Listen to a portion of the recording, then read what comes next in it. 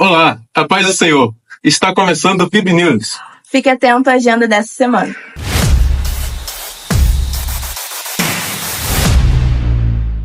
Toda segunda-feira, às 19 horas, temos consagração. Após a consagração, temos a reunião da coordenação do Ministério Infantil. Toda terça-feira ocorre aqui na igreja a conversa entre homens às 19 horas. Também estará acontecendo a Escola dos Profetas às 20h30.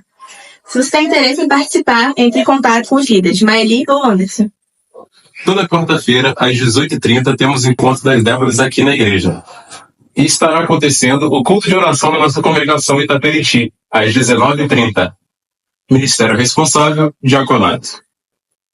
Toda quinta-feira ocorre aqui na igreja nosso culto de oração, às 19h30. E nessa quinta-feira ocorrerá o ensaio do Coral Kids, às 19h30. E na sexta-feira, teremos um ensaio do Coral Graça e Voz, junto com o Ministério de Louvor da PIB, às 19h30. E também às 19h30, teremos o encontro dos adolescentes. Nesse sábado teremos o ensaio do Coral Graça e Voz, às 18h30 aqui na igreja. Todo domingo pela manhã ocorre aqui na nossa igreja a EBD, com abertura às 9 horas, um delicioso café da manhã. E às 10 inicia-se as classes.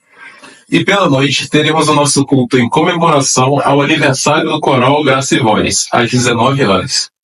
Eu sou Peterson Zavoli. E eu sou Mariana Martins. E esse foi o PIB News. Até a próxima semana.